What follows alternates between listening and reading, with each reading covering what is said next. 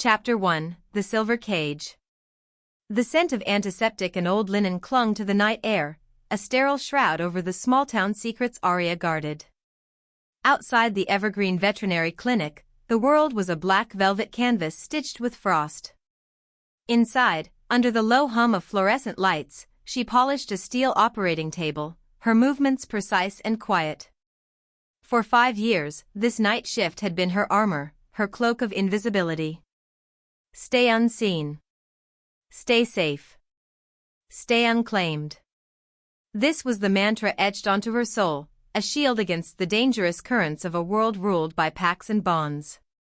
She was Aria, the efficient, solitary vet tech who refused every local mating ceremony invitation, politely deflecting the inquiries about her family line. The truth, tucked away like a venomous snake, was that her heritage wasn't just dormant, it was silver, a lineage rumored to be too fragile or too powerful for the ordinary pack structure. Loneliness, she'd learned, was a manageable sorrow, love was a catastrophic weakness. The clock on the wall read 3 a.m., the hour when the veil between worlds thinned. A familiar, quiet despair settled in her chest, heavy as river stones.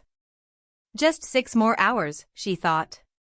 6 hours until the sun rose and pushed back the shadows where destiny lurked. She wiped a speck of dust from a surgical lamp, the quiet friction a small, rebellious act against fate. Her reflection in the polished steel showed a woman with eyes too old for her face, eyes that held the quiet sorrow of a forgotten melody. The silence, that perfect, protective silence, was violently shredded by the sound of a truck skidding to a halt outside. A rapid, frantic pounding immediately followed. Aria froze, her pulse thundering against her ribs. This wasn't the usual panicked owner with a sick cat. This was raw, primal urgency. Vet. Someone help. I've got something, it's barely alive, a man's voice, rough with panic, shouted. Aria forced her heart to slow. Her goal was to save him because that was her duty, not her desire. She unlocked the back door, letting in a blast of icy wind and a towering man dressed in rough, soiled hunting gear. He was dragging a large, heavy form wrapped in a thick, blood-soaked tarp. The air immediately thickened with a coppery, intoxicating smell, overlaid by something wilder, pine, ozone, and a dangerous, untamed musk. The hunter, eyes wide with fear, dropped the bundle onto the floor. It's not a deer. Found it torn up in the territory line. It smells wrong. Aria knelt down, her hands steady despite the tremor running through her core. As she peeled back the thick fabric, the clinic's fluorescent light caught the creature's face. It was undeniably a man, beautiful, chiseled, framed by dark, wet hair, but the wounds were unlike anything she had ever seen. They were deep, tearing claw marks, yet they were already sealing themselves, knitting together like rapidly spun silk. The way his body mended itself was a terrifying confirmation that he was not fully human, because only ancient blood could possess such rapid repair. Then, she saw his eyes. Even half-closed, they burned with a terrifying, ethereal light, a molten, glowing silver. It wasn't the dull gray of her hidden heritage, this was the fire of a dying star, intense and demanding. An unwelcome current of heat shot up her arm and across her chest, a phantom recognition that made her gasp. Ancient energy met forbidden energy. The touch felt like a forgotten promise being violently remembered. She instinctively pulled her hand back, her breath hitching in her throat. As if roused by the brief, electrifying contact, the stranger's lips parted slightly. A deep, rasping sound, barely audible above the wind rattling the window, escaped him. Aria. Her own name, whispered by a creature she'd never met, shook her more profoundly than the sight of his wounds. The hunter stared at her. Did he just say your name? Aria swallowed, her throat dry as sand. Impossible. He's delirious. She forced herself to sound professional, ignoring the persistent thrumming heat in her palm. The scent of him, intoxicating and lethal, was now a dizzying cloud around her. The sheer intensity of his presence made the clinic feel like a gilded cage because it broke the illusion of her safe isolation. Chapter 2, The Whisper of Destiny. Continuing the inspection, Aria carefully clipped away the remaining torn fabric near the stranger's shoulder.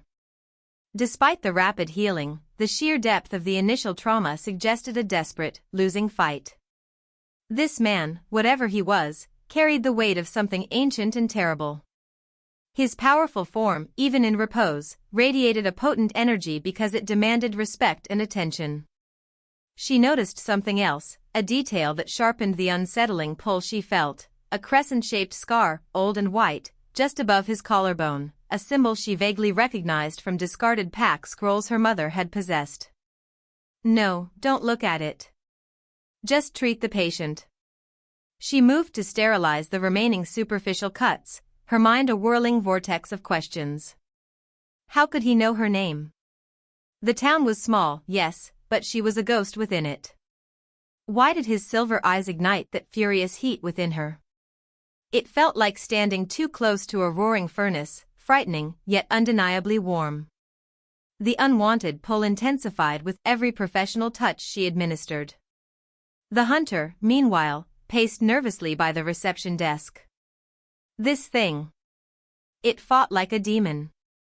Tore apart 3 of the big territorial wolves we were tracking.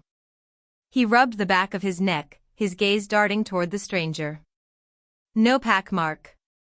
No scent, except metal and ice. Aria felt a chill not born of the night air. Metal and ice. The legendary scent of the exiled lyric line, the ghost alphas. A myth whispered in hushed tones to frighten unruly pups. This creature was not just a powerful shifter, he was a walking legend of tragedy, because the lyric line was synonymous with the worst kind of betrayal and curse. She began setting up in 4 drip, needing to stabilize his vitals before she could do more. But as she moved the needle toward his arm, the skin, which minutes ago had been torn to shreds, was now flawless, smooth, unmarked, and warm beneath her fingertips. A gasp escaped her, silent this time. The healing hadn't just been fast, it was complete. As she lifted the tarp to cover him fully, she saw the faint trace of dark, dense fur retreating back under his skin, an inky tide receding at dawn. He doesn't need the 4, she stated flatly, turning to the hunter. He's stable. His wounds closed completely. It's a miracle, or something else. Miracles don't leave tracks like that, the hunter muttered, but he was already retreating, eager to escape the clinic's unsettling atmosphere. He backed away slowly, because the palpable, raw power in the room was suffocating him. After the hunter left, the silence returned, heavier and more loaded than before. Aria sank onto a stool, watching the stranger breathe, deeply and evenly. Her goal had been to save him because it was her sworn duty to all life, but now her goal shifted, to figure out this connection before it consumed her. This is the first sign that destiny is coming for me, she realized with crushing certainty. Just as the faint gray light of dawn began to creep through the clinic windows, casting long, distorted shadows, the heavy, metallic door to the exam room groaned open slightly. Aria spun around, finding the stranger's makeshift bed empty. The blood-soaked tarp lay crumpled on the floor. He was gone. The only evidence of his impossible presence was the lingering scent of ozone and 3 deep, parallel gouges etched into the solid gypsum wall beside where he had been lying. The claw marks were too high to have been made by a normal wolf. He left before the sun could fully expose him. This dramatic disappearance was the hook because it left the essential questions unanswered. Where did he go, and why did he need her? Chapter 3, The Shadow and the Fire. The rising sun felt cold against Aria's skin as she walked the familiar, quiet route home. Her neighborhood was a scattering of weathered cottages nestled near the forest edge, but today, the trees felt less like a boundary and more like a waiting audience. The disappearance of the strange man, Kaelen, had done more than just shock her. It had left a humming void in her energy field, a persistent, physical ache of connection she couldn't dismiss. Her goal was simply to reach the safety of her cottage because she needed to reset her mind and armor her emotions. I will deny this. I will deny all of it, she swore, the silent rage of fragile defense. She turned on to the gravel path leading to her porch, when a sudden, sickening sound split the morning quiet, a low, predatory snarl, followed by heavy, quick footsteps. Before she could react, 3 bulky shapes materialized from the dense scrub oaks. Hunters. Not the fearful, respectful man from the clinic, but hardened predators with glinting knives and eyes fixed solely on her. They smelled of cheap liquor and the reckless confidence of small-time bullies. Well, well.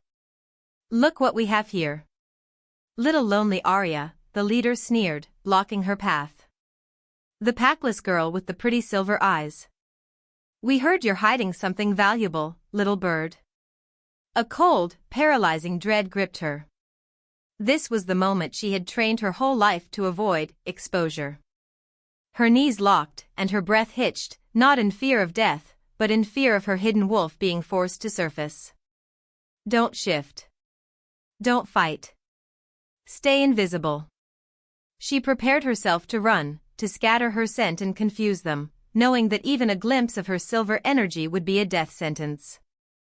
Just as the lead hunter raised his hand, thick and scarred, a movement faster than any wolf she had ever witnessed erupted from the tree line. It was not a wolf, but a monster, a colossal shape composed of pure, shifting shadow and incandescent white fire. It moved with a devastating, silent grace, a force of nature given terrible form. The beast struck the hunter like a freight train, the resulting impact snapping bone and scattering the others with terrifying ease. It didn't pause, it didn't even growl. It was simply pure, righteous destruction focused entirely on her protection. The sheer brutality of its defense was overwhelming, yet it created an island of perfect safety around her. The air shimmered with the heat of the creature's rage, tasting of ozone and primal bloodlust. The remaining hunters scrambled backward, abandoning their downed companion. They saw the truth in the beast's eyes, a terrifying fusion of ancient curse and untamed power. Then, the monster turned its massive, fiery head toward Aria. Its form began to contract, the shadow receding, the white fire extinguishing. Fur melted into skin, bone compressed and reformed with sickening speed. When the violent, liquid transformation ceased, the creature was gone. Standing in its place, breathing heavily, was him, the mysterious stranger from the clinic, Kaelen Lyric. He was fully dressed now, though his clothes were torn in several places, and the potent scent of raw power still radiated off him in waves. His skin was slick with sweat, his magnificent frame trembling from the effort. Aria's mind shattered. The man she saved was a monster, a savior, and a terrifying revelation all at once. Fear and an undeniable, magnetic attraction collided violently within her chest. It felt like the breaking of a dam, because her carefully constructed emotional walls were instantly submerged by his presence. Her immediate goal of survival was achieved, but now a deeper, more profound fear took root. Kaelen took a single, agonizing step toward her, his silver eyes dark with exhaustion and desperate recognition. He ignored the groaning hunter on the ground. He looked only at Aria, his expression an intense tapestry of pain and fierce possession. The words he spoke were not a question, but a declaration, a primal claim that vibrated through the air and directly into the core of her hidden self. He reached out a hand, his fingertips tracing the outline of her jaw, his touch sending a fiery jolt that settled deeply in her heart. Aria. His voice was a low, velvet rasp. You are mine. You always were. He wasn't asking for permission. He was stating an ancient, terrifying truth. The world tilted violently on its axis. No, I am not anyone's. Panic clawed its way up her throat. She stumbled backward, not from the sight of the monster, but from the terrifying realization that this powerful, handsome stranger saw her, truly saw her, and claimed her with absolute authority. She turned and ran. She didn't look back at the chaos, the downed hunter, or the man who was both monster and protector. She ran not to escape danger, but to escape him, to escape the destiny that had just whispered her name. Chapter 4, The Mark of a Promise. Aria ran until the scent of blood and ozone was replaced by the familiar dust and cedar of her cottage interior. She slammed the door, latching it, but she knew locks were meaningless against a creature capable of shifting shadow and fire. She leaned her back against the cool wood, gasping, trying to claw back the control that had evaporated in Kaelen's presence. Her denial was a desperate, thrashing thing. She refused to believe in fate, because belief meant surrendering her hard-won autonomy. It was just adrenaline. He was delirious. It was a coincidence. She stumbled into the small bathroom, gripping the porcelain sink, forcing herself to stare at her reflection. She looked ordinary, save for the wildness in her silver-flecked eyes. She washed her face furiously, scrubbing away the cold realization of the morning's events. When she lowered her hands, a searing, persistent heat drew her gaze to her left palm. There, faint but unmistakably present, was a tiny, intricate pattern etched onto her skin, glowing with a soft, pulsing warmth. It was a complex, interlocking silver knot, a mark she recognized from the few dusty books she still kept, the sign of a mate bond attempting to reignite. It wasn't a fresh wound, it was an activation, a memory brought violently to the surface. The mark was the ultimate confirmation that she had been noticed by fate, and it fueled her rage at destiny. This was not a pleasant surprise, it felt like a violent, unwelcome invasion. Panic surged through her, hotter than the mark itself. She tried to rub it away, to scratch it off, but the silver knot only pulsed harder, a tiny, defiant beacon.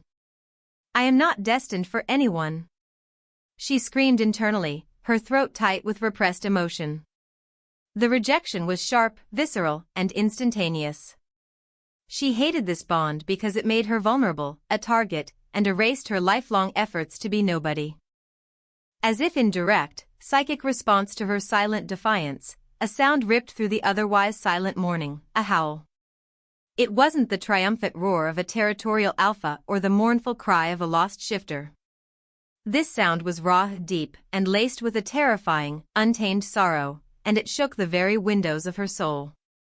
It was a sound only she could hear, a phantom howl echoing the pain of the man, the monster, she had just run from.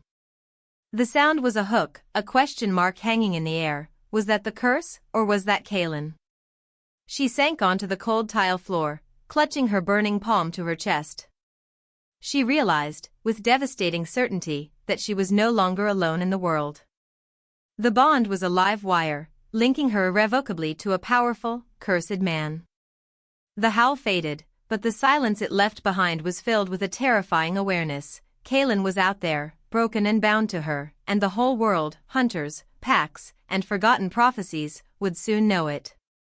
This agonizing realization was the final beat of her ordinary world. It shattered the illusion of safety and forced a choice upon her. Now, she had to decide whether to hide from him and risk his curse turning him into a permanent monster, or to face him and risk everything she believed about love and survival. Chapter 5: The Exile's Claim. Aria spent the morning trying to extinguish the burning silver knot on her palm, plunging her hand into basins of ice water, but the heat remained, a persistent, internal fever.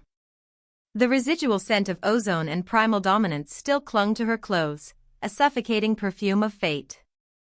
She knew, with chilling clarity, that running was futile. The only true escape from a mate bond attempting to reignite is to shatter the person on the other end, a deed she was not yet ready to commit because the memory of his protective fury was too fresh. Her mind raced, searching for an ancient ritual or forgotten folklore that could neutralize a connection so forcefully established. A shadow fell across her threshold. The air outside crackled with dense, heavy energy, pushing against the simple wooden frame of her home. Aria slowly turned, her heart hammering against her ribs like a trapped bird. Standing in the sunlight, looking impossibly imposing and entirely human, was Kaelen Lyric. He wore the stark, regal beauty of a predator forced into tailoring, his silver eyes fixed on her with an intensity that pulled the very oxygen from the room. He walked through the open back door, which seemed to sigh and warp slightly under the weight of his passage. "You ran," he stated, his voice a low, gravelly current, lacking any question. But where can a little bird fly when the wind itself belongs to the alpha? Aria took a slow, calculated step backward. You are no alpha here. You are an exiled ghost. Get out of my house. Her voice trembled, betraying the practiced calm she tried to project. Kaelen ignored the command, his powerful shoulders brushing the doorframe. I am Kaelen Lyric. My curse is known. My exile is irrelevant now. He took another step, closing the distance, and the silver mark on her palm flared so brightly it felt like molten metal. When I am too far from you, the shift takes me. I become the creature you saw this morning, pure rage, pure instinct. I cannot control it. Aria's breath hitched. The curse was not a punishment, it was a tether, a weapon aimed directly at her freedom. And you believe I am the fix for this affliction, she demanded, gesturing sharply to her hand. The bond is barely a flicker. Reject it. Kaelen's expression darkened, etched with a profound, old pain. I tried that. Years ago. The first time the bond activated, I fought it, convinced my cursed blood would taint you. The rejection tore through me like lightning, but it did not break the connection. It only fractured my sanity and transformed me into this thing that requires your proximity to maintain a human form. He looked genuinely tormented. When I tried to leave this morning, the darkness started consuming my bones, because your proximity is the only salve against the curse. His vulnerability was a strategic weapon, weakening her resistance. Aria felt a treacherous spike of pity, swiftly followed by self-preservation. Her immediate goal was clear: break this connection definitively, because she refused to be a walking antidote for someone else's genetic tragedy. Then leave. I am not responsible for your damnation. Before Kaelen could reply, a sudden, urgent whistle pierced the air outside. A pack patrol. Aria recognized the sharp, medicinal scent of the local sentinel wolves, strong, organized, and hostile to rogue elements. They were closing in. Kaelen froze, his eyes snapping toward the window. The human facade cracked, and a low, resonant grr sounded deep in his chest. They sent me. If I shift here, they will kill us both. Aria had a split second to decide. Expose the ghost alpha and risk certain death, or shield him and irrevocably cement their shared fate. Her hand flew to his arm, pulling him toward the shadowed back stairwell leading to her secluded basement sanctuary. The choice was forced, agonizing, and final. She was now tied to a dangerous alpha. Chapter 6, A Cage for Two.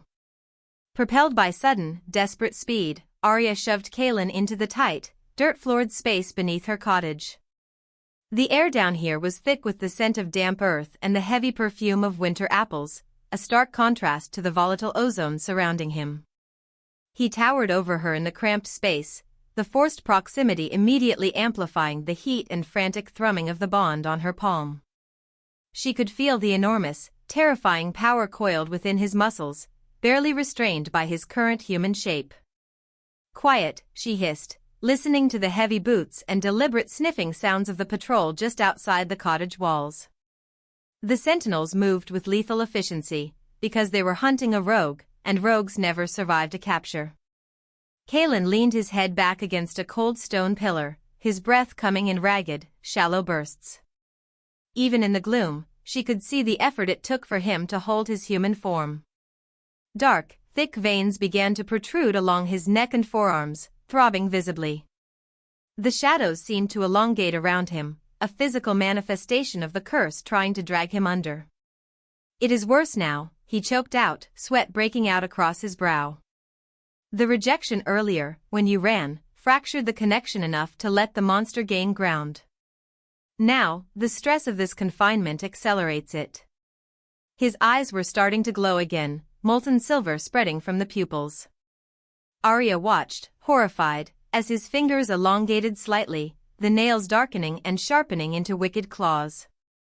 This was more than a curse, it was a living, parasitic affliction. Her heart was a drum of fear, but a strange, fierce protective instinct, an impulse she had never permitted herself to feel, flared up to meet the terror. She wanted him to stop suffering because his pain was now her own. Acting on pure, desperate impulse, she reached out, placing both her hands firmly on his broad, heaving chest. The human flesh was burning hot, but beneath it, she could feel the powerful rhythm of a heart fighting a biological war. As her pure silver energy met his cursed lyric blood, the darkness around him seemed to visibly recoil. The violent shifting paused. The veins retreated. Kaelen gasped, the sound a mixture of shock and profound relief. Aria. Your touch. It quiets the shadow. He covered her hands with his own, his grip tight, almost crushing. His eyes, now mostly human silver again, stared into hers with devastating clarity. His gaze was a silent declaration, he was saved, and the price was her freedom. The patrol outside gave up and retreated, their heavy steps fading into the distance. Silence returned, but it was a suffocating, intimate quiet. Kaelen pulled her hands away from his chest, studying the silver knot pulsing on her palm. He spoke then, the low, rumbling question she dreaded, slicing through the tension like cold steel. Why does fate bind a monster like me to a beautiful, elusive creature like you? He didn't wait for an answer, instead leaning closer, his gaze dropping to her mouth. Why did your touch taste like salvation? Aria's breath caught. She was trembling not from fear of the curse, but from the searing closeness of a man who both terrified and inexplicably calmed her chaotic spirit. His proximity was a dangerous drug she was already addicted to. The sheer depth of his need, his reliance on her, was a heavy chain. Chapter 7, The Wilderness Claim. The basement sanctuary was ruined. Kaelen's potent scent and the terrifying proof of their unbreakable connection made it impossible for Aria to return to her life. She stood by the kitchen window, watching the distant headlights of what was surely another pack search, and made her choice. She had been running from destiny for years, now she would run with it. Her new goal was not to sever the bond, but to understand it, because only truth could grant her real freedom. We can't stay here, Aria stated, her voice steady now, purged of its earlier hysteria. She retrieved a worn leather satchel containing her meager savings, a few herbal remedies, and the ancient, fragmented scrolls her mother left behind. The patrols will be back in force. They know a rogue was here.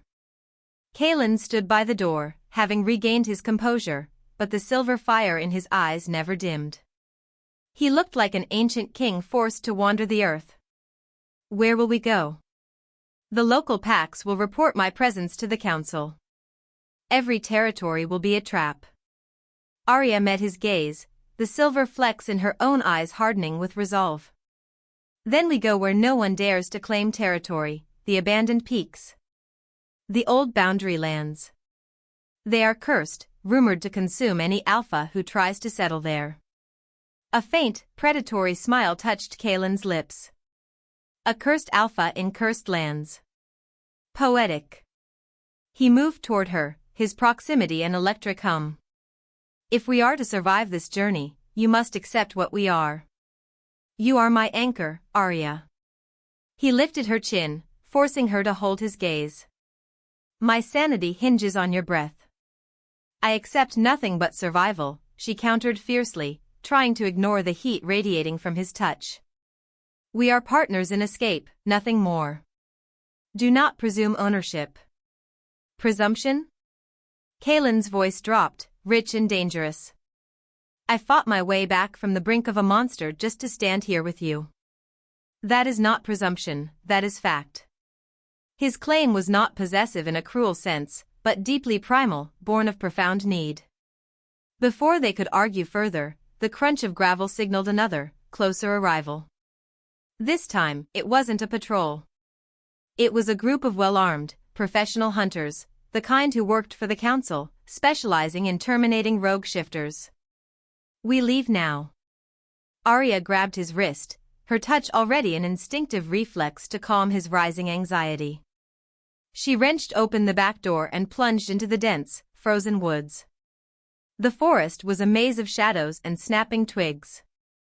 They ran side by side, the rhythm of their escape strangely synchronized. Aria pushed her body harder than she ever had, the fear lending her impossible speed. Kaelen, meanwhile, moved like the shadow she had witnessed earlier, effortlessly clearing brush and downed logs. Suddenly, Kaelen shoved her hard behind the protective root of a giant cedar. A silver-tipped arrow whizzed past where her head had been, embedding itself deep in the wood. Kaelen crouched, his body half-tensed in a partial shift, muscles bunching and his jaw square with contained fury. His human voice was strained, the effort to suppress the monster nearly unbearable. "They are targeting you. They know you are the key to my curse." Aria looked at the arrow, her heart sinking. She was no longer just running from destiny, she was running for her life, dragged into the high-stakes conflict of a banished alpha. This was the point of no return because every action she took now sealed her fate to his. As the hunter's shouts echoed closer, Kaelen rose, taking her arm, pulling her deeper into the trackless wilderness. He didn't speak again. Instead, his cursed wolf responded, its voice not a word but a deep, guttural vibration that rumbled directly into her soul, a sound of absolute, terrifying ownership. "Mate." The sound was a raw, primal declaration, a possessive anchor thrown into the storm. Aria stumbled, the sound shocking her to the core. She was fully committed now, fleeing with a monster who saw her not as a person, but as a vital part of his terrifying survival. Their escape path lay ahead, dark, treacherous, and utterly unknown. The wilderness claimed them both. Chapter 8: The Weight of the Bond. The abandoned peaks lived up to their menacing reputation. 3 days into their desperate flight, the air grew thin, smelling of sulfur and ancient decay. The trees were skeletal giants, and the silence was heavy, broken only by the sharp, rhythmic crunch of their boots on frost-covered shale. Aria and Kaelen had found temporary shelter in a shallow cave, the entrance partially concealed by thorny, black vines. The constant threat of capture was a tangible blanket of dread, forcing Aria to rely entirely on the man beside her because survival overruled every instinct of independence. A small, carefully contained fire offered scant warmth, its light casting dancing shadows that played tricks with Kaelen's weary features. He was still entirely human, a testament to the success of her proximity, but the constant strain of suppressing the curse was visible in the rigid set of his jaw and the shadows beneath his silver eyes. "The curse is tied to my life force," Kaelen explained, his voice rough from exhaustion. He knelt opposite her, using a shard of shale to scratch diagrams in the dirt floor. "When I was 12, a rival alpha, jealous of my lineage, struck me with black magic. It wasn't meant to kill, it was meant to shatter my command. It bound my alpha wolf, the core of my power, to a monstrous, untamed shadow." Aria shivered, wrapping her worn cloak tighter. "But why me? Why is your shadow soothed by my blood?" Kaelen paused, running a tired hand through his dark hair. The magic required 2 impossibly rare components, a cursed lyric alpha and a silver wolf, unsanctified and unclaimed. The curse was designed to find its perfect antithesis. The legend says the silver line has the unique ability to calm primal rage, an internal peace that counters the lyric shadow. He looked at her, his expression a complicated mix of awe and regret. "You were merely a child then, an innocent victim, but the curse found you." Aria felt a cold, crushing weight descend upon her shoulders. She wasn't an unwilling mate, she was a biological necessity, a magical battery. The truth felt like betrayal because it confirmed that destiny valued her power, not her heart. Her denial was cracking, giving way to profound vulnerability. "I am defined by the very heritage I tried to bury," she thought, the realization stinging like a lash. "You knew this," she stated, her voice flat. "You knew what I was when you found me at the clinic." "I knew," the bond reignited, Kaelen corrected, his gaze intense. "But I didn't know your name until the moment our skin touched. The first whisper of the curse was my wolf, claiming its peace." The man only followed the desperate call. He reached out slowly, stopping his fingers just short of her trembling hand. I understand why you despise this. But understand this, too, the closer we are, the less the monster rules me. I am capable of reason. I am capable of protecting you. Aria looked past him, into the heavy, suffocating darkness outside the small cave. Her life now was reduced to this single, terrifying truth. Her core mission shifted: understand the truth of the silver line, because that was the only way to sever her fate from his without killing him. She woke hours later, the fire reduced to embers. The temperature inside the cave was frigid, but Kaelen was awake, sitting perfectly still, his back against the stone wall. He wasn't sleeping, he was watching her, his posture that of a sentry on an ancient, eternal vigil. His eyes, though weary, were soft, protective. His silent presence was a strange hook, making her question if he was truly a monster, or just a broken man clinging to the last shred of light. Chapter 9: The Silver Whisper. The next day, their journey led them through a narrow, winding path shrouded in perpetual mist. The silence was unnerving, broken only by the drip of moisture from the jagged rock formations above. The closeness between them was now an unbearable intimacy. They moved as one shadow, Kaelen always slightly ahead, guarding her path, yet close enough that the soothing silver energy of her bond kept the darkness at bay. The pressure of the forced connection started to manifest in unexpected ways. Aria had always felt dull, suppressed, but now, her senses were heightened to an almost painful degree. She could hear the rustle of hidden creatures miles away, she could taste the metallic tang of hidden iron ore in the rock face. It was as if Kaelen's alpha energy was acting as a catalyst, violently awakening her dormant powers. "Stop!" Aria suddenly hissed, grabbing Kaelen's arm. He immediately dropped into a defensive crouch, his eyes scanning the mist-shrouded rocks. "What is it?" "Scent. Not packed. Not a hunter." Her voice was low and tight. "It smells like old leather and bitter smoke. Scouts. Rival Alpha Scouts. They're tracking us, but they are wary of this territory." Kaelen frowned, impressed and wary of her sudden acuity.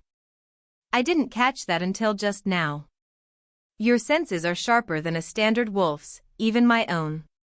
He looked at her palm, the silver knot glowing faintly against her skin. "The bond is doing this. It's forcing your bloodline to surface." Just as they prepared to retreat, two large, imposing figures emerged from the mist, wearing no pack markers but radiating overt hostility.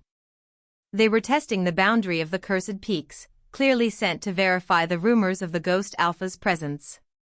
"Well, look at what the exile dragged in," one scout sneered, drawing a gleaming obsidian dagger. "And he's got a weak, unbonded female with him. Pathetic." The taunt hit Kaelen like a physical blow. His composure fractured. The insults weren't aimed at his weakness, but at her lack of protection, making his protective instincts surge. A dangerous, low growl rumbled in his throat. "Leave her out of this," Kaelen warned, stepping fully in front of Aria, shielding her completely. The second scout lunged, quick and brutal. Kaelen met the attack with devastating speed. The fight was a blur of primal strength and controlled violence. Kaelen fought with grim, efficient power, but the strain of holding his cursed wolf back while exerting alpha energy was visible. His movements were too heavy, too deliberate. During a split second when Kaelen was grappling with one man, the other scout moved to flank him, aiming for Kaelen's exposed side. Aria instinctively thrust her hand forward, intending to push the scout away. What happened next was not a push. A brilliant, white light erupted from her palm, a pure, incandescent flash of silver aura. The light hit the scout, not with force, but with a paralyzing wave of internal peace. The scout froze, dropping his dagger, his face slack with shock and momentary terror. Kaelen took advantage of the paralysis, swiftly dispatching the initial threat, then whipping around to face the new development. The silver light faded instantly, but the shock lingered. Aria stared at her hand, horrified. She saw proof that she was more than she believed, because the power she suppressed for decades was now fighting to protect her alpha. The sudden, shocking manifestation of her power was a profound moment of self-doubt and fear. Kaelen looked at her, his expression unreadable. He had saved her, but she had, momentarily, saved him by revealing her true nature. The scout she paralyzed fled in absolute terror. "What was that?" Kaelen whispered, his voice laced with awe. "I don't know," Aria confessed, fear and astonishment warring in her eyes. But it felt like the quiet before the storm. Chapter 10, The Reckoning. The unexpected burst of silver power in the mountain pass left Aria shaken. They retreated further into the cursed lands, finding refuge in the crumbling remains of an ancient stone watchtower, where the air was colder and the shadows deeper. Aria was consumed by the realization that her life was a lie. She was a shifter, a powerful one, tied to the most feared alpha in their history. Her initial denial was now fully replaced by a desperate need for control over her own awakening. Kaelen was quiet, observing her with an unnerving intensity that made her skin prickle. He was conserving his energy, the partial shift from the fight still taxing his system. He sat near the cold stone hearth, his great frame hunched, the curse a palpable, dark weight around him. "You are stronger than you realize," Kaelen finally murmured, breaking the tense silence. "The silver aura is not just peace, it is raw, elemental power. It is why the curse chose you." He spoke softly, not as a mate, but as a guardian revealing a perilous truth. "Your mother kept you ignorant for a reason. She knew what you were." Just then, the structure shuddered violently. They were not alone. A small, heavily armed faction of hunters had tracked them to the tower, their shouts echoing menacingly through the stone structure. "He's here. The ghost alpha. Take him alive if you can, but bring the girl dead," a gruff voice commanded from below. The urgency was immediate, lethal. Kaelen surged to his feet, a low, savage growl vibrating the floor. The curse exploded outward, this time, he couldn't contain it. His transformation was brutal and terrifying, not the controlled, monstrous form, but an agonizing, half-completed shift. His bones cracked audibly, his skin tearing, dark fur erupting in patches. He was trapped between man and beast, a writhing, tortured vision of duality. "Go. Aria. Run." Kaelen roared, his voice thick with agony, but the command was lost in a broken snarl. Aria didn't hesitate.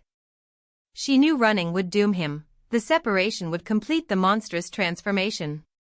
Her immediate goal was to save him without surrendering to the full mate bond, because she still feared the total loss of self. She scrambled across the rough stone floor, reaching his flailing, powerful body. The hunters burst into the room just as Aria collided with Kaelen. She threw her arms around his neck, pressing her burning, silver-marked palm against his carotid artery, where the chaotic flow of his cursed blood was most violent. The contact was a blinding shockwave. Her silver energy flowed into him, a warm, cleansing tide against his dark curse. The pain in his body receded instantly, the violent shifting stopping midway. But the bond itself surged, a wildfire racing between them. It was a dizzying, emotional hurricane, filled with Kaelen's raw agony, his desperate need, and his fierce, untamed affection for her. The emotional connection was overwhelming, terrifying her with its intensity. She realized she was not just healing his shift, she was momentarily joining his very being. She was terrified by how much she felt because his soul was undeniably beautiful despite the monster trying to consume it. The hunters, startled by the strange, silver glow emanating from the entwined pair, hesitated. Kaelen, now partially stabilized, used the opportunity to unleash a powerful, deafening alpha roar that cracked the stone floor. The hunters retreated, stunned and temporarily deafened. Aria pulled back, gasping, her lungs burning, her whole body vibrating with residual energy. The intense flush of the bond subsided, leaving a tender warmth where her denial had been. The bond was stronger now, a humming, insistent presence. Kaelen looked down at her, his features returned mostly to humans, but his eyes were wide, glittering with a profound, consuming desire. He reached out, his thumb brushing her cheekbone, pulling her closer. Their faces were inches apart, their shared breath mingling in the cold air. They were too close, too entwined, too vulnerable. Their lips were about to meet, a kiss that would seal the bond forever, when a loud, mournful chorus of howls echoed from the valley below, signaling the arrival of a huge, organized pack, far larger and more dangerous than any hunter group. The immediate threat of the kiss was interrupted by a greater, more imminent peril. They had found their location. Kaelen seized her hand, pulling her toward a crumbling exit. "We move. Now." This was the end of their brief, dangerous sanctuary. Aria was no longer running from a connection, she was running with a connection, her transformation accelerating with every beat of her alpha's cursed heart. Chapter 11, The Ultimate Betrayal. The narrow escape from the watchtower left Aria cold, exhausted, and desperately clear-headed. They traveled through the next day in grim silence, hiding in the dark, cavernous underbelly of a massive glacial ravine where the light barely penetrated. The persistent threat of the organized pack below them was a crushing weight, but the real enemy was the bond itself. Every time she touched Kaelen, her silver aura had stabilized him, but the bond had tightened, pulling her further from herself. The dangerous magnetic pull of the connection felt like a ticking clock, urging her to surrender because his strength was becoming her weakness. She watched Kaelen sleep, his powerful body finally at rest, and felt a dangerous spike of tenderness, quickly replaced by pure, defensive panic. I can't fall for him. Not after everything. Love, in her experience, led only to abandonment and exposure. She had to destroy the bond before it destroyed her identity. She reached into her satchel, pulling out the frayed, cryptic scrolls salvaged from her mother's belongings. The paper was brittle, smelling faintly of old herbs and forgotten magic. She recognized one symbol immediately, the tear of the labyrinth, a ritual rumored to sever a mate bond so deeply that the memories of the pairing are erased entirely. It was forbidden, irreversible, and potentially lethal, but it offered the one thing Kaelen could not, freedom. Aria worked carefully in the faint, diffused light, whispering the incantations under her breath. Her goal was absolute, end this forced coupling before her heart chose him, because she feared being chosen by destiny more than she feared death. She carefully prepared the required ingredients, a pinch of nightshade powder, a drop of her own blood, and a silver coin melted down and cooled, arranging them on a flat stone. This hard denial was her core flaw at war with the rising tide of her heart. A branch snapped outside the ravine's entrance, sharp and sudden. Aria froze, swiftly sweeping the tools back into her satchel. Kaelen stirred, his eyes opening instantly, sharp and alert even from a dead sleep. He looked directly at her, not at the noise. He scented her frantic internal shift, the scent of fear mixed with the faint, bitter aroma of the nightshade. "What were you doing?" Kaelen's voice was a deep, quiet rumble, devoid of anger but heavy with suspicion. He moved with deceptive speed, rising to his full height. His silent question was a hook, demanding an explanation because he could sense the profound threat she posed to their partnership. Aria forced a nonchalant shrug, clutching the satchel close. "Just checking my supplies. We need water." She tried to sound mundane, but the tremor in her voice betrayed her. She refused to meet his gaze, instead focusing on the swirling dust motes in the scant light. Kaelen took a single, slow step toward her, his silver eyes blazing with sudden insight. "You were looking for a way out. Not an escape from the hunters, but an escape from me." He moved closer still, his scent, ozone and ice, overwhelming her senses. "You were preparing to sever the connection." Aria swallowed, unable to maintain the lie. "If you shift, the hunters die. If I stay, I lose myself. There is no other path that leaves both of us whole, Kaelen." He stared down at her, his expression twisting with a deep, crushing sorrow that transcended their current danger. His profound emotional pain was a dangerous tool, immediately putting her on the defensive. Chapter 12, The Shattered Memory. The moment Kaelen saw the denial in her eyes, the truth spilled from him, a torrent of agonizing history that changed the course of their story instantly. The tear of the labyrinth doesn't work on this bond, Aria. Because the bond didn't appear 3 days ago. It reignited. Kaelen's voice rose, echoing off the stone walls of the ravine. His hands clenched into fists, fighting the urge to shatter the world around them. Aria recoiled, confusion battling with a fresh wave of panic. I don't know what you are talking about. I have never seen you before last week. Kaelen stepped back, his expression raw, defeated. Your memory was erased. It was part of the curse's aftermath. He paused, his breath ragged, gathering the strength to reveal the ultimate source of her pain. He hesitated because revealing the truth meant losing her trust forever, but honesty was the only remaining weapon. Aria, years ago, when the black magic first shattered my alpha core, it didn't just look for a silver wolf. It found you. You were my true mate. We were children. His words were delivered like sharp shards of glass. Your parents, they were protecting us. They fought the rival alpha, the same one who cursed me, to save you from the madness. He took another agonizing breath. The night of the massacre, they didn't just die protecting me, they died because of me. The curse was a wild beast, and it drew the violence to your family. The black magic was meant to prevent the mate bond from ever completing, so the council could use your silver healing power for themselves. To protect you from that fate and from the guilt of seeing your parents fall, the magic was twisted. It didn't break the bond entirely, but it fractured it, leaving only the mark, and it stole your memory of me. The revelation landed with the force of an avalanche. Aria didn't just feel shock, she felt utter, blinding betrayal. Her pain was not simply rooted in her childhood abandonment, it was directly caused by the man standing before her, the man she was falling for. Every moment of quiet sorrow, every fear of being chosen, was directly traceable to Kaelen and the curse he carried. She felt used by destiny, and profoundly betrayed by him, because he knew their history was blood-soaked and painful yet chose to manipulate her bond. No. Aria whispered, the sound cracking with raw devastation. She felt a profound violation, a theft of her own history and agency. You let me believe I was a paranoid loner, running from a phantom. You knew my parents' deaths were tied to you. Kaelen moved forward, desperation etched on his face. I was trying to shield you. I feared the truth would. I reject you.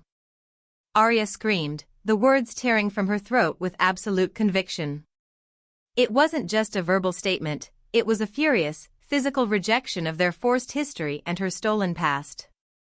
Her rejection was necessary because it was the only way to reclaim the agency that his past actions had stripped from her. The silver knot on her palm flared violently, not with warmth, but with blistering, agonizing heat. A sharp, loud crack echoed through the ravine, followed by a sound like rushing water, the mate bond fractured. Both Kaelen and Aria staggered, gripping their chests as though hit by physical force, the pain a paralyzing electrical shock. Chapter 13, The Echo of Agony. The fracture of the bond was immediate and devastating. It ripped through the silent connection that had kept Kaelen stable, and the full, terrifying weight of the curse rushed back in. Kaelen collapsed onto the cold stone floor with a strangled cry, his body instantly besieged by the monster he fought so desperately to contain. Patches of dark, coarse fur erupted across his skin, his breathing becoming shallow, panicked gasps. He writhed, no longer able to maintain his human shape. Aria stood frozen, clutching her chest, the searing pain of the fracture slowly subsiding into a deep, hollow ache that felt worse than any physical wound. The betrayal, sharp and bitter, solidified her decision. He was a danger, a liar, and the direct source of her lifelong misery. Walk away, her mind shrieking, a cold, reasonable command. He is a curse. Leave him now, while you still can. This moment was the ultimate test of her core flaw. The fear of being chosen was now amplified by the fear of being betrayed. She turned her back to his suffering, and took a single, difficult step toward the mouth of the ravine. Freedom was there, cold and empty, but it was hers. Just as she reached the edge of the shadows, Kaelen let out a sound that wasn't a roar or a snarl. It was a broken, choked-off sound of pure, childlike agony, the raw, guttural cry of a man drowning in his own monster. "Aria, help me." The sound hit her like a physical blow, snapping the fragile armor of her rage. That cry, that deep, vulnerable plea, was not the sound of the alpha who had claimed her, nor the monster who had protected her. It was the sound of the 12-year-old boy who had lost his first love and his sanity in the same brutal night. Aria stopped, her shoulders slumping. Guilt, heavy and suffocating, washed over her. She couldn't walk away from that noise. She couldn't abandon him to the curse, even if he was the reason for her heartbreak.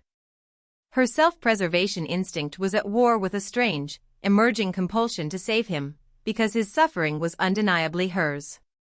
She turned slowly, facing the horrifying sight of Kaelen's half-shifted body. She did not approach him, but she did not leave either. She was a frozen statue, chained by a terrible new awareness. She heard the wind outside pick up, howling through the desolate peaks, and within that mournful sound, she heard the whisper of the curse, an ancient, dark energy rejoicing at the return of its host. The monster's voice, a low, rasping promise, seemed to mock her hesitation. "You can't escape us, Aria." The final beat of her denial had passed. She was consumed by guilt and haunted by the knowledge that she could end his suffering with a single touch, yet the cost was her emotional submission. The only resolution to this agony lay in the future. The darkness of the ravine seemed to deepen around them, hiding both the suffering man and the conflicted woman. She knew, with a sinking dread, that the rejection had only made the conflict more urgent, more lethal. Chapter 14: The Price of Treachery. The fragile moment of shattered connection in the ravine was violently interrupted by the return of the council hunters. The agony of the fractured bond had left Kaelen nearly helpless, his body struggling against the full takeover of the curse. He was an easy, heartbreaking target. Aria watched, paralyzed by the residual shock of the rejection and the horrific speed of their coordinated attack. The hunters moved with ruthless efficiency because they had precise knowledge of Kaelen's weakness, his dependence on her silver light. They flooded the ravine entrance, their faces grim, their weapons, not silver this time, but heavy tranquilizer nets and iron chains, designed to incapacitate, not kill. They recognized her instantly. The Silver Witch. "Don't let her touch him," the leader roared, pointing a rifle directly at Aria. Kaelen, half-shifted, let out a guttural, wounded scream when the heavy nets struck him. He thrashed, trying to regain his full human form to protect her, but the curse fought back, tearing him into agonizing pieces of man and monster. Aria saw the pure panic and desperation in his silver eyes as they dragged him, helpless, across the rough stone floor. "Aria! Run," he managed to choke out, his voice already dissolving into a beast's strained growl. She was shoved back against the rock face, the sudden, violent separation tearing at the raw wound of the fractured bond. The emotional pain was immediate and searing, a physical confirmation that a piece of her sanity had just been ripped away. Her deepest fear was realized: love destroys everything. She watched as they chained Kaelen, his powerful limbs bound by cold iron, which steamed and sizzled against his cursed skin. They did not touch her, they simply considered her a neutralized threat, the bond effectively severed by her rejection. They dragged the alpha away, the sound of his ragged breathing and the scraping of iron chains echoing off the ravine walls until they faded into silence. When the silence returned, it was a heavy, terrible thing, a vacuum where Kaelen's powerful presence had been. Aria sank to the ground, no longer paralyzed by shock, but consumed by a furious, terrifying rage. This rage wasn't aimed at Kaelen for the betrayal of their past, it was aimed at the hunters, at the council, and at the universe that dared to interfere with her choice. They had taken her freedom, stolen her memory, and now they had taken the man whose suffering she could not ignore. The terror of her capture was eclipsed by a fierce, undeniable desperation. She realized she could not leave him to this fate, because the void he left was a greater torment than the bond itself. Her commitment deepened instantly. She could not be free if he was suffering. Clutching her aching palm, where the silver knot felt cold and desolate, Aria rose. Her new, immediate goal was absolute: track them alone and find the prison. She ignored the pain, ignored the risk. Her survival instinct had been replaced by a primal, fierce desire to reclaim what the hunters had stolen. She emerged from the ravine, her eyes fixed on the faint, disturbed earth where the hunter's trail began. Chapter 15: The Silver Prophecy. The hunter's trail led Aria down from the desolate peaks and back toward the outskirts of civilization, specifically toward a notoriously grim, isolated fortress near the Old Territory borders, a compound rumored to house council experiments and high-value prisoner shifters. The closer she got, the harder the air became to breathe, thick with the sense of fear, iron, and stale magic. Aria moved like a ghost, relying on the awakened senses gifted by the fractured bond. She slipped past the outer perimeter with unnerving ease, her movement silent, her silver energy naturally dampening the wards that usually alerted shifters to traps.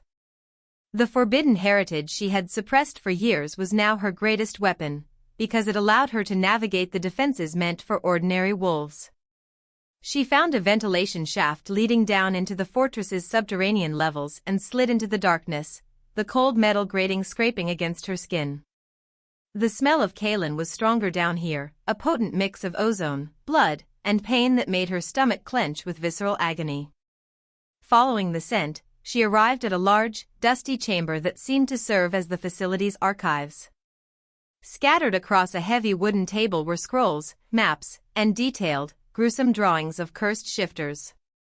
But one document seized her attention, a large ancient parchment detailing a prophecy, written in a ceremonial script.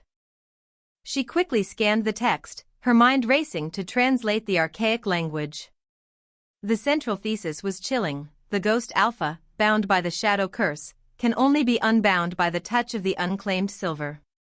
Only the silver wolf can free the cursed alpha, not through love, but through the willful, conscious choice of the bond. The prophecy wasn't a warning, it was a blueprint. Her identity was not accidental, it was essential to a vast, generations-old political conflict. The hunters weren't just killing a rogue, they were trying to prevent the completion of a prophetic bond that could potentially unite two powerful, opposing forces. A profound, sickening realization washed over her. Her parents had died to hide the solution to the curse, not just to save her life. Her trauma was a political act designed to keep Kaelen trapped and her power suppressed. This realization gave way to an explosive internal panic at the scale of the responsibility now resting on her shoulders. She was not just saving him, she was potentially altering the balance of power in the entire shifter world. The sound of heavy boots approaching forced her back into the shadows. She gathered her resolve, leaving the scroll behind but taking the crushing weight of its knowledge with her. She was no longer Aria, the scared vet tech. She was the unclaimed silver, the key to a prophecy. She was essential. She found the holding cells deeper within the fortress, guided by the familiar, intense scent of metal and ice. A profound silence hung over the corridor, the silence of profound suffering. Chapter 16: The Vow of Claim. Aria reached the final cell, a thick, steel-reinforced cavern that smelled overwhelmingly of desperation. Inside, Kaelen lay crumpled on a slab of stone, encased in heavy, shimmering iron shackles that continuously sapped his strength. He was barely human, a nightmare vision of the transformation caught midway. His skin was pale, sweat-soaked, and covered in patches of dark, matted fur. His silver eyes were glazed over, red-rimmed and dull. He was dying. The curse, fueled by the rejection, was consuming him faster than his body could fight. The sight of his physical agony was a physical blow to her, because it confirmed the lethal seriousness of the bond she had carelessly fractured. The anger at his past betrayal evaporated instantly, replaced by a consuming terror of losing him. "Kaelen," she whispered, her voice cracking with raw emotion. She pressed her face against the cold bars, her hand instinctively reaching toward his suffering form. He didn't respond at first. He was too deep in the throes of the curse, fighting a silent, internal battle against the shadow that was trying to claim him forever. Aria's rational mind screamed at her to leave. He was dangerous. He was the reason her parents died. He represented the loss of everything she cherished. But the sight of him, broken, defeated, and slowly fading, triggered a ferocious response deep in her core. It was the protective instinct of the silver wolf, finally unchained. She recognized that his death would not bring her freedom, it would bring a lifetime of cold, empty regret. This was the moment of decision. She had to choose him, not because she was forced, but because his survival had become irrevocably linked to her own. "I take back the rejection," Aria whispered fiercely, her voice thick with absolute resolve. She gripped the cold iron bars, the silver knot on her palm flaring with a desperate, silver light. She repeated the vow, making her choice known to the curse, the facility, and her own soul. "I take it back, Kaelen. I choose to be your bond." Kaelen stirred at the sound of her voice, the pure conviction cutting through the haze of his agony. His silver eyes flickered, struggling to focus on her face. A small, desperate tremor ran through his body. Aria knew words weren't enough. She had to touch him. Reaching through a small, jagged gap in the bars, she stretched her hand toward his head, ignoring the risk of the curse's uncontrolled surge. Her fingers finally brushed the side of his cheek, resting against the hot, damp skin. The touch was a lifeline. The curse immediately recoiled, shying away from the silver light. Kaelen let out a long, shuddering gasp, the first genuine breath he had taken since his capture. His eyes finally focused, clear and sharp, recognizing her. "Aria." He rasped, his voice weak but coherent. She leaned in, her forehead pressed against the iron, her voice fierce with determination. "Kaelen, you have to fight. Not for destiny, but for me. I choose you. Come back." This was her final commitment. She had accepted that she cared deeply, profoundly, for the Alpha. She would not let him die alone in this cold, dark hole. The question now was not whether they were bound, but how they would escape the walls closing in around them. The final, high-stakes threat was immediate. She heard the heavy, metallic sound of the outer door closing, sealing them both inside the fortress. She was trapped. Her choice was made, and now the consequences had arrived. Chapter 17, The Echoes of Betrayal. The rival Alpha ambushes them. Aria is captured, Kaelen is forced to shift into full monstrous. Aria's desperate vow to save Kaelen provided only temporary respite. The touch of her silver light had stabilized him, slowing the curse's progression, but it hadn't removed the iron shackles, nor had it opened the locked steel doors of the prison cell. They were trapped. Kaelen, regaining a semblance of human control, immediately focused on their escape. "The seal is keyed to Alpha rank," Kaelen rasped, his voice still weak but driven by renewed purpose. He pressed his shoulder against the thick door, the effort making the iron chains sizzle. "We need a massive power surge to crack the lock." Just as Aria began to channel her silver energy toward the lock, a risky attempt at bypassing the physical constraints, a new voice cut through the air, cold, triumphant, and dripping with malicious pleasure. "A surge of power is exactly what I was counting on, Ghost." The outer corridor door hissed open, revealing a figure Aria instantly recognized from her mother's fragmented notes: Marius, the exiled rival Alpha who had originally cursed Kaelen and orchestrated the massacre years ago. Marius was tall, sleek, and radiated a smooth, utterly terrifying control, his eyes gleaming with dark, calculating intelligence. "The little silver which came right to the trap," Marius sneered, stepping into the corridor with two heavily armed subordinates. "You always were too sentimental, Kaelen. Giving up freedom for a broken child's safety." Kaelen roared, a sound of pure, helpless fury, thrashing against his chains. His protective instincts instantly went nuclear, because Marius was the architect of all their pain. The emotional spike was too sharp, too immediate. Aria's calming touch wasn't enough to fight the psychological trauma induced by Marius's presence. The silver light she was generating to crack the lock turned brittle. The curse seized the opportunity. Kaelen's body convulsed violently. The transformation was no longer a partial, agonizing process, but a full, devastating surrender. His human form dissolved in a rush of shadow and muscle. The shackles snapped like dry twigs under the sheer, colossal expansion of his true monstrous shape. He was the beast of pure white fire and shadow she had seen before, but magnified, utterly untamed, consumed by unquenchable rage. Marius merely smiled, watching the destruction. He knew the monster could not differentiate friend from foe. As Kaelen's colossal, frenzied body slammed against the cell wall, Marius moved with chilling speed, grabbing Aria before she could react. He dragged her away from the towering beast. "Look, Silver Witch. That is the true form of your chosen mate," Marius hissed, holding her tightly, his hand clamped over her mouth to silence her desperate cries. Aria's heart seized with despair and horror. This was her worst fear confirmed. Love destroyed everything. The man she had just vowed to save was gone, replaced by a monstrous embodiment of the curse. She felt utterly helpless, captured by the villain, while her alpha, the only person who could save her, no longer recognized her face. Chapter 18: The Bloody Past.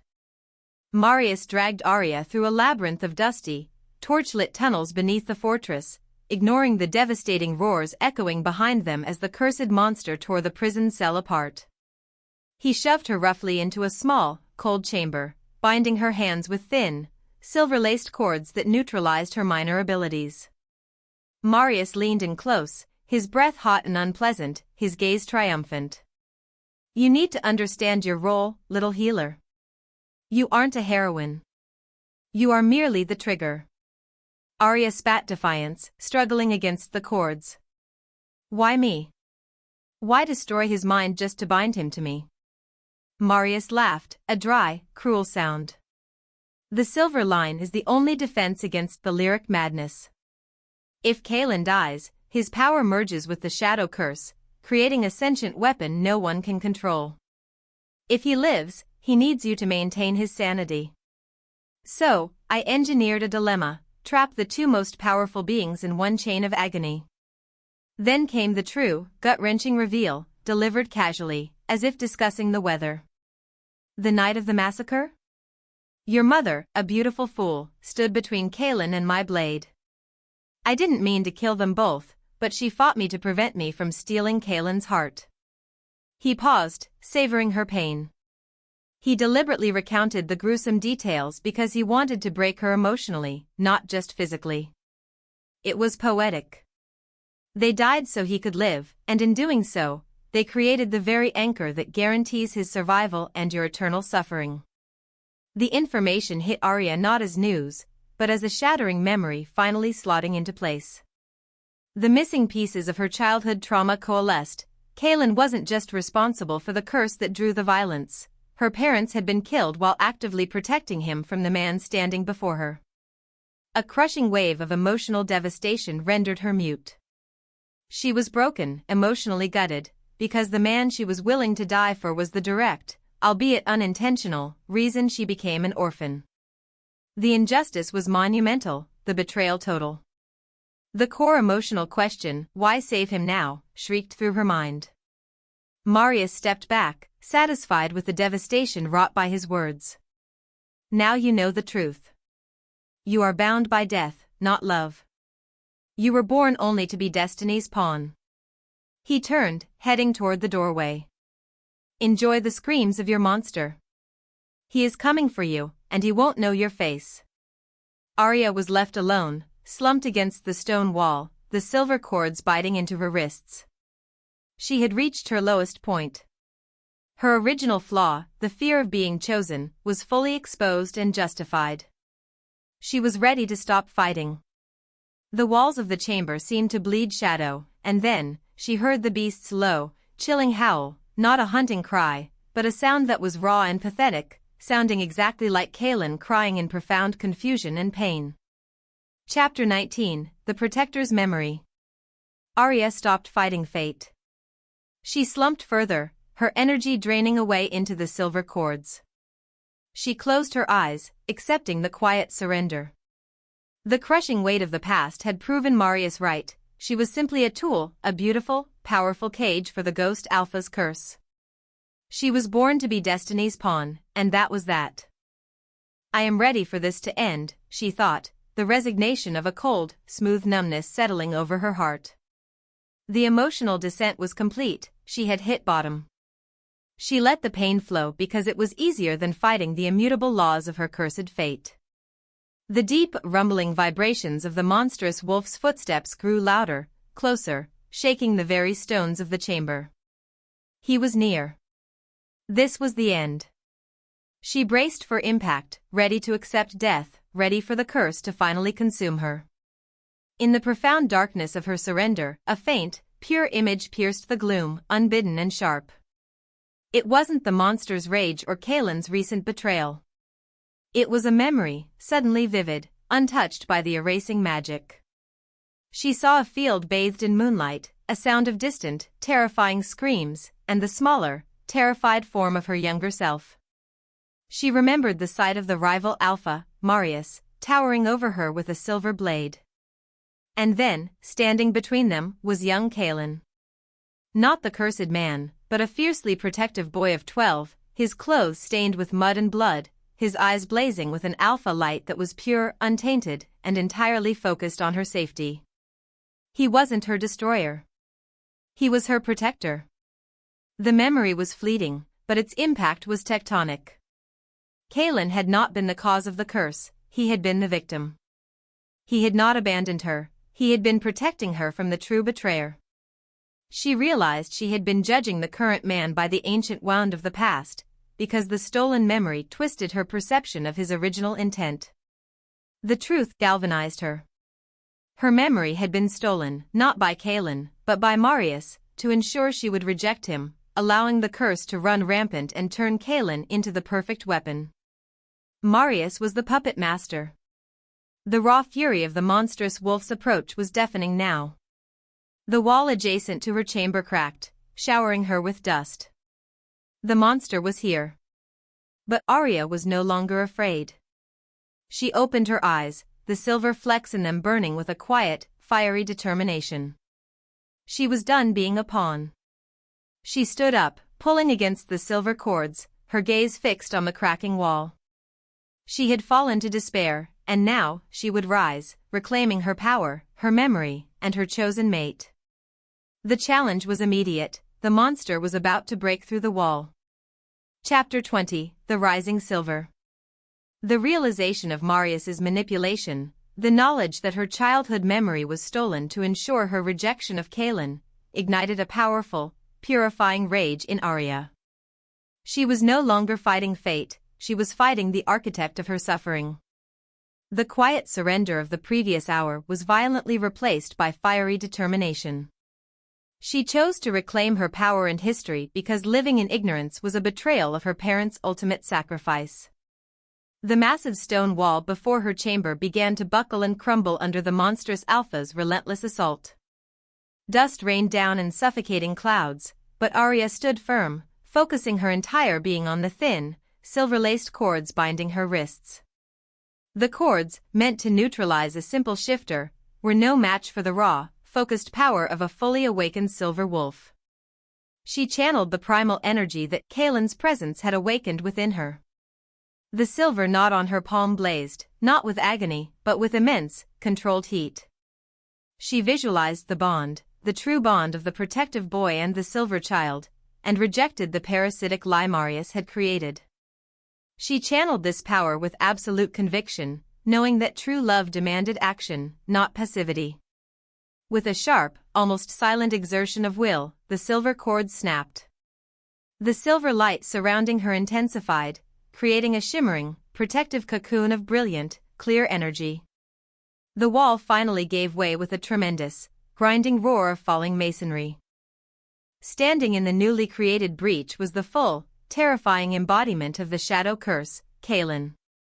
He was a colossal, churning mass of white fire and inky darkness, his eyes glowing pure, primal red, devoid of any human recognition. He was truly a monster, a horrifying, beautiful engine of destruction, and his massive, wolfish head swung toward her, zeroing in on her scent, the scent of his anchor, his peace, and now, his final threat. A primal fear twisted in Aria's gut, but it was quickly subdued by a magnificent, defiant surge of her own suppressed power. She did not flinch. She did not run. "You don't take him, Marius," she shouted into the dust-filled air, addressing the unseen Alpha who had fled but was undoubtedly watching. With a profound, irreversible internal shift, Aria let go of the last remnants of her human denial. The latent silver energy that had always resided beneath her skin exploded outward. She felt a burning, liquid transformation, not of bone and fur, but of spirit and light. She didn't shift into a wolf, she shifted into pure, concentrated force. Her silver wolf awakened, not a physical animal, but a brilliant, searing aura of light and formidable will that surrounded her, pushing back the shadows. Aria's eyes were now pure, unadulterated silver, cold and ancient. She had risen, fully stepping into her destiny, no longer running from the power she was born with. She was the unclaimed silver, and she was here to claim her mate. Chapter 21, The Confrontation's Vow. The activated silver aura gave Aria speed and clarity she had never possessed. The monstrous Kaelen, roaring his furious confusion, lunged, his massive claws tearing into the stone floor where she had stood moments before. Aria sidestepped the attack with blinding agility, her goal now purely strategic: reach the core of the monster without being crushed by its uncontrolled wrath. She had no weapon, only the immense, pure energy radiating from her soul. The fortress structure was crumbling rapidly around them, the air thick with the dust of destruction and the volatile energy of two massive shifters colliding. She could feel Marius's presence nearby, savoring the spectacle, waiting for the monster to destroy the key. Aria moved through the debris-strewn tunnels toward the center of the facility, drawing Kaelen's monstrous form after her, a furious, primal shadow chasing a brilliant light. As she ran, she gathered her magic, channeling the memory of the prophecy, understanding the terms of the curse. The curse demanded a willful, conscious choice of the bond. It could not be broken by force, only completed by intent. She stopped in a wide, domed chamber, the epicenter of the facility's power, the ideal location for their final, emotional confrontation. She knew this was the point of no return. She was no longer running from love or destiny because she finally understood that destiny was merely the possibility, and choice was the power. She turned to face the monster, her silver aura burning fiercely in the darkness. Her heart was wide open, purged of fear, focused entirely on the desperate, wounded soul she knew resided inside the shadow. Marius set the trap. "You are fighting him, Kaelen." "Not me," she shouted, her voice echoing with amplified, silver-tinged resonance. The monster paused, its red eyes flickering slightly at the mention of his enemy's name. It was a momentary hesitation, a tiny crack in the wall of the curse. Aria used the pause to speak her truth, transforming their bond from a chain of trauma into a vow of free will. "You fought for me once, Kaelen. You protected me when I was just a terrified child. I remember you. I remember the truth." She stepped forward, ignoring the beast's threatening snarls. She spoke the painful history aloud, because only the shared truth could dismantle the psychological components of the curse. The monster let out a confused, pained cry, the red fire in its eyes warring with a faint, silvery light. Aria was calm, focused, and heart open. She was ready. The tense moment of preparation was over. Her action now had to be absolute and final. She walked toward the creature, toward its rage and its pain. Chapter 22, The Vow of Choice. The monstrous Kaelen, driven mad by the curse and Marius's manipulations, let out a terrifying, bone-jarring roar, charging her with the full force of his colossal body. The ground shook violently. Aria stood her ground, utterly fearless. Her silver light intensified, creating a barrier, but she didn't intend to deflect him, she intended to reach him. She walked directly into the path of the monster's rage, knowing that this ultimate surrender was the only way to save him. "You will not hide from me again," she yelled, her voice full of a love so fierce it was almost tangible. "You are not the curse. You are Kaelen Lyric." She did not wait for his impact. She launched herself forward, propelled by pure conviction, leaping toward his massive head. She ignored the terrifying rending claws and the sharp, hot breath of the beast. She landed on his massive shoulder, clinging desperately to his hot, coarse fur. She pressed her burning silver-marked palm onto the place where his neck met his back, where his alpha strength met his cursed fragility. The power transfer was immediate and total. A torrent of energy flowed from her, pure, cleansing silver light washing over the monster's spirit. She felt the full, overwhelming force of the shadow curse fighting back, a cold, hungry entity trying to consume her light. But she held fast. "I choose you." Aria screamed, the words ripping from her soul, a declaration of intent directed not at the monster's mind, but at the true alpha soul imprisoned within. The impact of the emotional surrender was the tension peak, the moment her free will overpowered destiny. The monster convulsed, shaking violently beneath her. It fought the silver light, thrashing in a desperate, final battle between its cursed nature and its true self. Kaelen's soul heard her vow. The horrifying red fire in the monster's eyes suddenly flickered, replaced by a pinprick of pure, familiar silver light, the light of Kaelen's sanity returning. He let out a final, heartbreaking sound that was both a beast's snarl and a man's broken sob. The monstrous form began to rapidly, violently collapse, the fire extinguishing, the shadow receding, the transformation reversing with devastating speed. The monster was dying, and Kaelen was returning.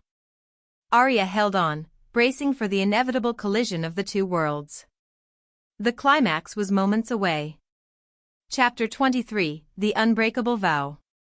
The monstrous form of the cursed Alpha convulsed, the silver light pouring from Aria's hand fighting a primal war against the black magic that had defined Kaelen for decades. The air thrummed with explosive energy, a whirlwind of ozone, light, and pain. Aria clung to him, her silver aura burning with the intensity of 1,000 suns, pouring every ounce of her awakened power and willful conviction into the failing bond. The transformation was agonizingly quick. Fur retreated, bone ground back into human shape, and the colossal beast shrank, collapsing into the powerful, scarred body of Kaelen Lyric. Aria landed on the debris-strewn floor beside him, her whole body shaking from the massive energy drain. Kaelen lay motionless for a terrifying moment, the crushing weight of the shadow curse lifted for the first time in years.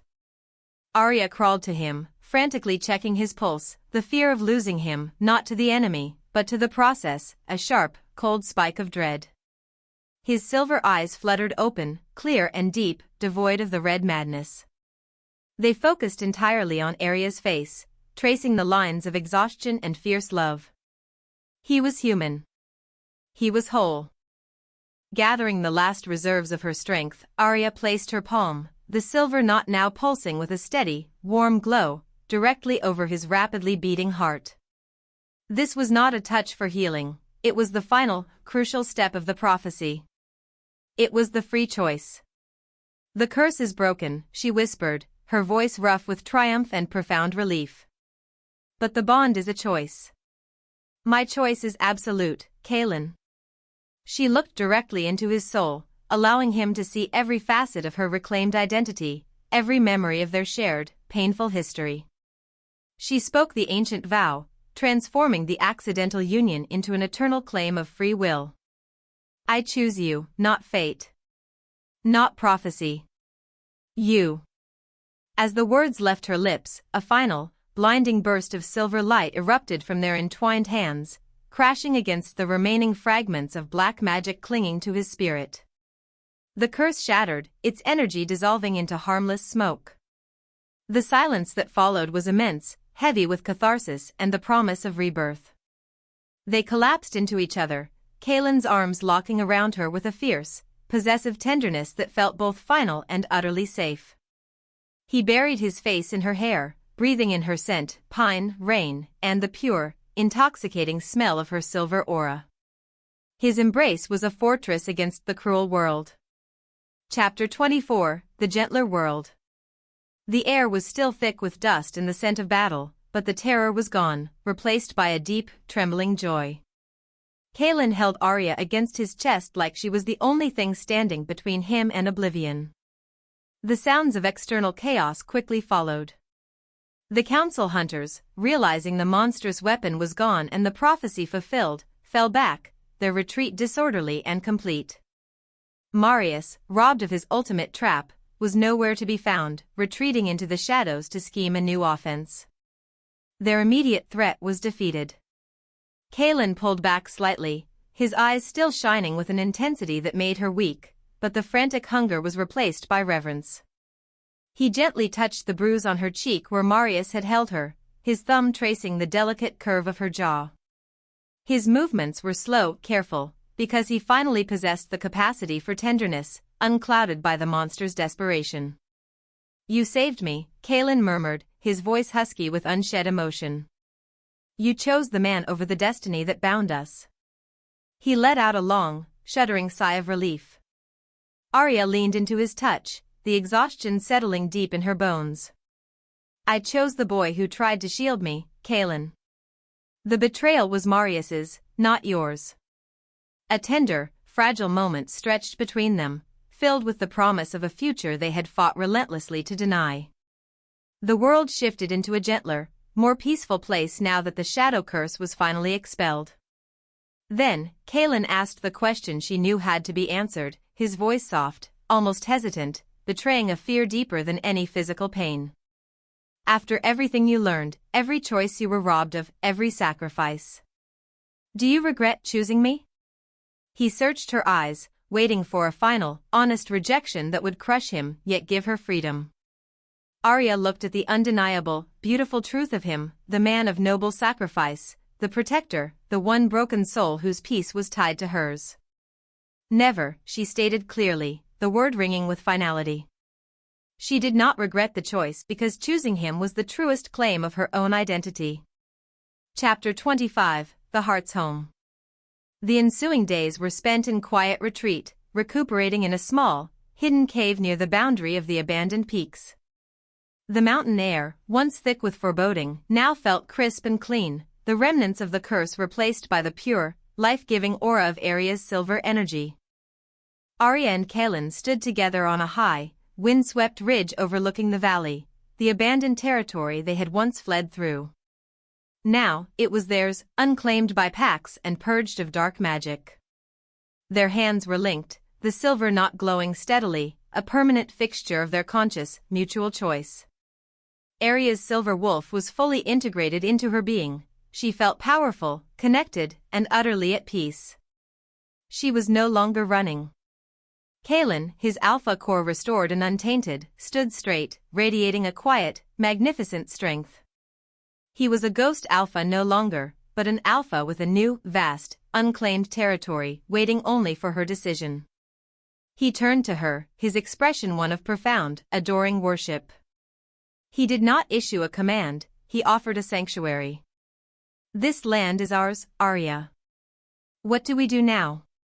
Aria smiled, a slow, genuine smile that lit up her entire face, erasing the last shadow of her past sorrow. She looked at the desolate peaks, then at the man beside her. She had spent a lifetime trying to be invisible, fearing the spotlight of destiny and the pain of possession. But now, she understood, true power was in choosing to be seen, and true freedom was choosing who claimed your heart. She squeezed his hand, her choice echoing the powerful vow she had made in the climax. "We stay," Aria confirmed. "We rebuild. This is our home." In that moment, her transformation was complete. She had stepped out of the shadow of fear and into the blinding light of self-acceptance and mutual love. She was no longer invisible. She was no longer afraid of being chosen. Kaelen's answer was not spoken, but delivered in a kiss, deep, unhurried, and saturated with the soft intimacy of two broken souls finally healed. Their love was not an obligation dictated by fate, but a profound, hard-won sanctuary built by their own agonizing choices.